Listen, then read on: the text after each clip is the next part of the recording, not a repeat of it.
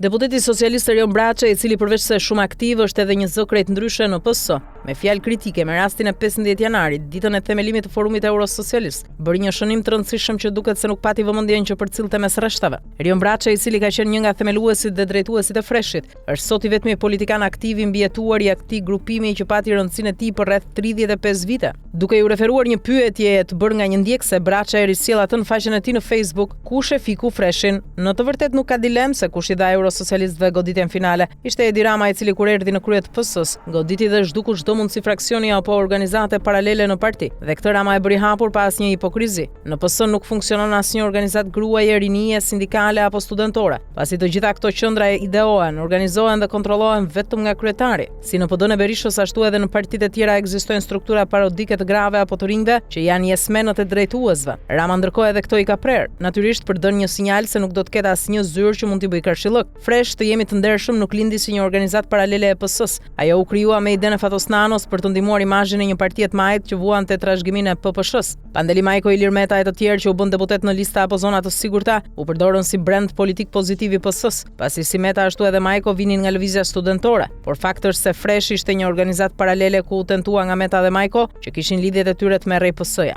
Fatos Nano, një lojtar i guximshëm bixhozi, dukej se po e humbiste. Në fund fitoi Nano sepse luajti me bet të madh, ndërsa Majko dhe Meta, edhe pse më të rinj, u treguan të ndrojtur dhe të kujdesshëm. Edi Rama, i cili duhet thënë se nuk e praktikon pokerin, por luan më egër, e shkriu Freshin. Në fillim duke e kthyer në një organizat butaforike ku kryetarët zgjidheshin si në talent show, ndërsa sot ajo nuk ekziston. Sinjali Erion Braçes duket si një klifm në shkretë të tir, por gjithsesi është një lëvizje brenda së majtës ku fleta por i kujton Freshin, së paku si podium apo forum ku mund të rihapet diskutimi apo debati që prej 13 vitesh nuk ekziston, por a mund ta bëjë Erion Braçe? Padyshim që po, sepse është një politikan me përvojë, me popularitet në PS dhe ka eksperiencën për të ideuar dhe ndërtuar një lëvizje të re. Natyrisht që mund të ketë kosto nga Edi Rama, i cili edhe mund ta sulmoj, por nëse e bën këtë, Braçe përveç se fiton një mundësi beteje, hap një log apo agor të rëndësishme diskutimi për të rinjt, dhe në realitet nuk fiton vetëm mazhoranca nëse ndodh kjo, por e gjithë politika shqiptare, ndërsa Erion Braçe nëse e ka marrë seriozisht të lëvizje, nuk humb asgjë, por vetëm fiton. Kjo lëvizje duhet të jetë një ure re për një hapje të madhe të një rotacioni sa më demokratik dhe jo kriminal në vend.